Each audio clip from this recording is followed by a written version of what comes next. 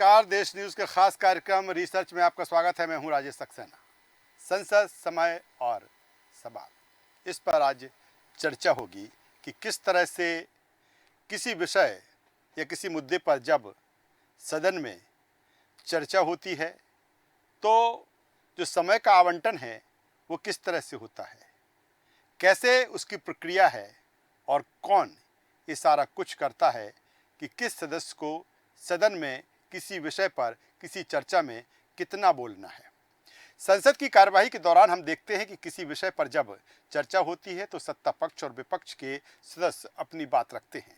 आसंदी की तरफ से उन्हें उस विषय पर बोलने की अनुमति और समय दिया जाता है और जो सदस्य उस चर्चा में भाग लेते हैं उनका क्रम भी निर्धारित रहता है कि आपको कब और कितना बोलना है। ये अलग बात है कि सदस्य निर्धारित समय से भी ज़्यादा समय ले लेते हैं। उन्हें आसंदी की तरफ से ये बता भी दिया जाता है कि अब आपका समय पूरा हो गया है, अपनी बात समाप्त करिए और अपना स्थान ग्रहण करिए।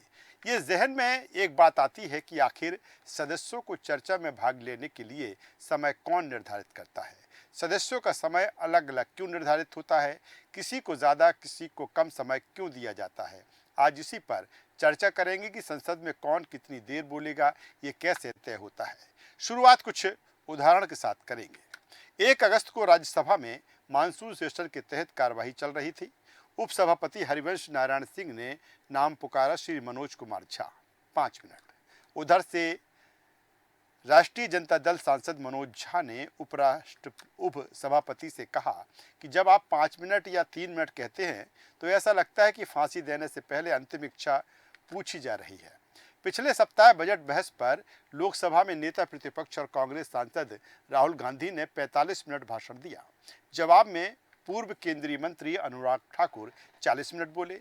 मनोज झा की तरह ही आपके संजय सिंह को 7 मिनट का समय दिया गया।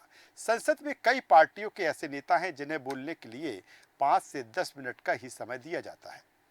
एक नेता को बोलने के लिए 45 मिनट और दूसरे को सिर्फ 5 मिनट क्यों मिलते हैं? संसद में कौन कितनी देर बोलेगा, ये कौन तय करता है? रिसर्च में ऐसे 7 जरूरी सवालों के जवाब जानेंगे। राहुल गांधी ने 1 अगस्त को लोकसभा में भाषण दिया था जो चक्रव्यूह भाषण के नाम से फेमस हुआ। हम सबके बीच ये सवाल आता है कि संसद में किस विषय पर कितनी देर चर्चा होगी, ये कौन तय करता है? इसके जवाब के लिए जानते हैं इसकी प्रोसेस। संसद के दोनों सदनों यानी लोकसभा और राज्यसभा में कार्य मंत्रणा समिति, बिजनेस एडवाइजरी कमेटी बनाई जाती है। इन्हें BAC भी बोला जाता है। दोनों सदनों की अलग अलग एडवाइजरी कमेटी होती है। लोकसभा में स्पीकर और राज्यसभा में सभापति इन समितियों की अध्यक्षता करते हैं। दोनों सदनों के कुल 26 सांसद इन समितियों के सदस्य होते हैं। इनमें 15 सांसद लोकसभा और 11 सांसद राज्यसभा में शामिल किए जाते हैं। सदन में पार्टी के संख्या बल के आधार पर सदस्यों का चुनाव होता है। एक खास बात यह है कि किस कमेटी का कोई भी मेंबर मंत्री नहीं बन सकता। अगर वह मंत्री बनता है तो उसे कमेटी से इस्तीफा देना पड़ता है। नियमानुसार ये कमेटी संसद की स्टैंडिंग कमेटी, स्थायी कहें इसको, होती है, यानी कि इसका कार्यकाल तय नहीं है। जब कमेटी में जगह खाली होती है तो नए सदस्यों की नियुक्ति की जाती है। कमेटी जो भी फैसले लेती है उसे सभी मानते हैं और आमतौर पर संसद के हर सत्र की शुरुआत में एडवाइजरी कमेटी की बैठक होती है।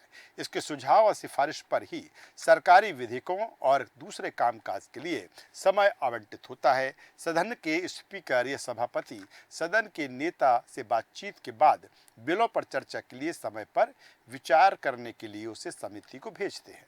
समिति केवल उन्हीं बिलों के लिए समय तय करने की विचार कर सकती है। हालांकि समिति कुछ खास मुद्दों पर पहल करके भी सरकार से चर्चा की सिफारिश कर सकती है। इसके अलावा सदन के अध्यक्ष द्वारा कुछ और काम भी समिति करती है। BAC का गठन पहली बार 14 जुलाई 1952 को किया गया था। अब यहाँ दूसरा सवाल ये उठता है कि सदन में किसी विषय पर चर्चा के लिए समय तय करने वाली कमेटी की शुरुआत कैसे हुई? गणेश वासुदेव मावलंकर लोकसभा के पहले अध्यक्ष थे। उन्होंने सुझाव दिया कि सदन के काम सही तरीके से समय से करवाने के लिए एक जिम्मेदार कमेटी होनी चाहिए। 28 मार्च 1951 को उन्होंने सदन के नेता को पत्र लिखकर कहा कि आर्थिक मामले छोड़कर दूसरे मामलों को तय करने की कोई प्रक्रिया नहीं है। इसके चलते कई बार बहस के दौरान समापन प्रस्ताव आ जाने यानी आखिरी समय पर कोई संसद सदस्य अपना सवाल रख देता है तो अध्यक्ष को प्रश्न स्वीकार करना ही पड़ता है। अध्यक्ष के लिए ये बहुत ही संवेदनशील स्थिति बन जाती है। मेरा विचार है कि इसके लिए काम हमें संचालन समिति को सौंप देना चाहिए। मावलंकर की इस सुझाव पर विचार करने के बाद सदन ने इसे स्वीकार कर लिया। तब से ही बिजनेस एडवाइजरी कमेटी यानी कार्य मंत्रणा समिति अस्तित्व में है।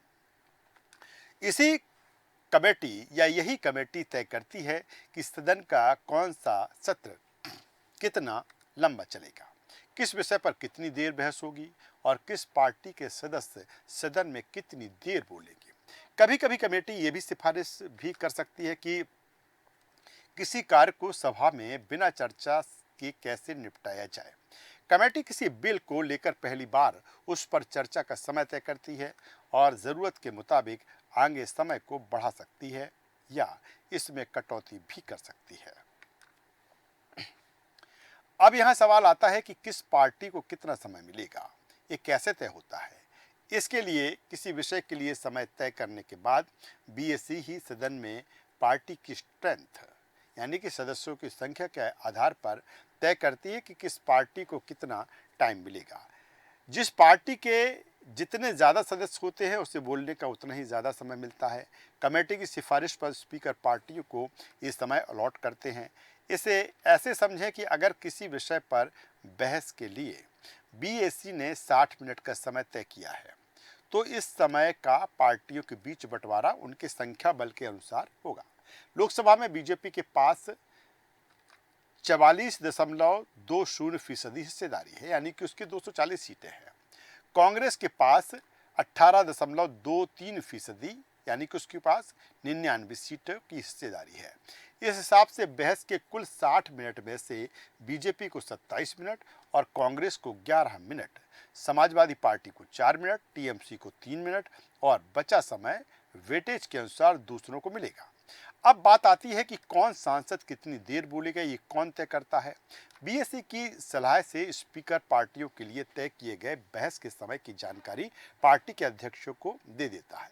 इसके बाद पार्टी के अध्यक्ष तय करते हैं कि उन्हें जो टाइम अलॉट किया गया है उसके अनुसार उनकी पार्टी के कितने सांसद बोलेंगे और कितनी देर बोलेंगे। ये भी हो सकता है कि 2 सदस्य ही उस पूरे समय में बोले या 10 सदस्य मिलकर बोले। ये तय करने के बाद पार्टी का अध्यक्ष स्पीकर को इसका प्रतिवेदन यानी जानकारी भेज देता है। इसमें बोलने वाले सांसदों का क्रम यानी कौन पहले और कौन बाद में बोलेगा भी बताया जाता है। सदन में उस विषय पर चर्चा शुरू होने पर स्पीकर या सभापति उसी क्रम में पार्टी सदस्यों को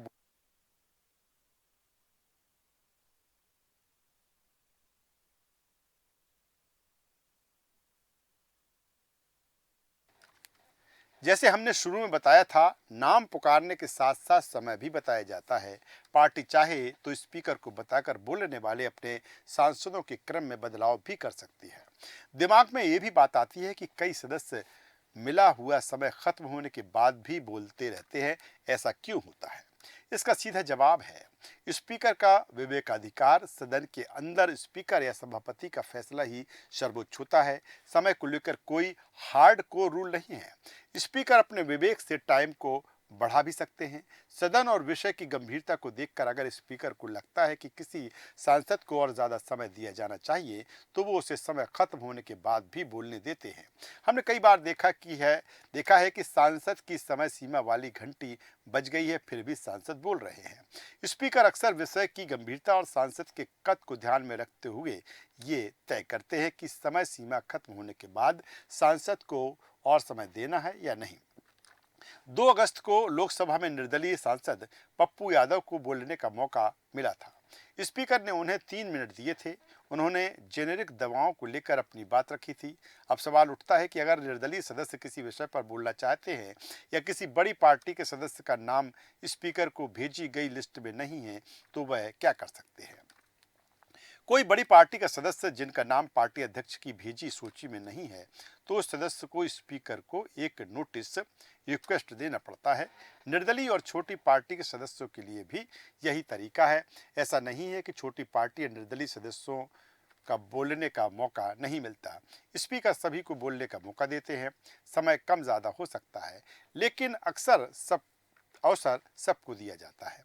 ये भी सवाल उठता है कि क्या लोकसभा और राज्यसभा की तरह राज्यों की विधानसभा में भी बिजनेस एडवाइजरी कमेटी होती है?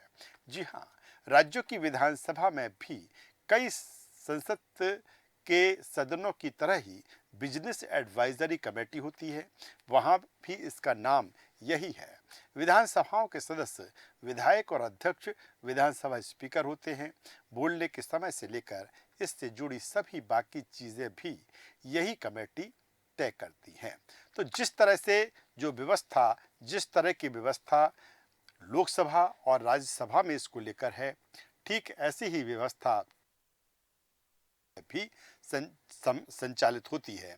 लेकिन क्योंकि पहले जिस तरह से जो एक इसका एक्यूशन निकाला गया, जो इसका एक परसेंटेज निकाला गया कि जिस पार्टी का संख्या बल जितना होता है उसके सदस्यों को उतना ज़्यादा समय दिया जाता है, फिर उससे नीचे संख्या बल जिसका होता है उसको उस हिसाब से उसके अकॉर्डिंग समय दिया जाता है।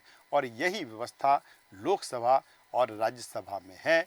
और हमको लगता है, हमें देखने को लगता है कि इस सदस्य को इतना समय कम और एक सदस्य को इतना समय ज़्यादा क्यों। और यही रिसर्च में आज ये जानने की कोशिश की, ये बताने की कोशिश की, जिससे कि जो भी लोकसभा या राज्यसभा की कार्यवाही देखते हैं उनको ये बेहतर तरीके से मालूम पड़ सके कि क्या व्यवस्था दोनों सदनों में है, टाइमिंग को लेकर, टाइमिंग के अलॉटमेंट को लेकर। रिसर्च में आज बस इतना ही।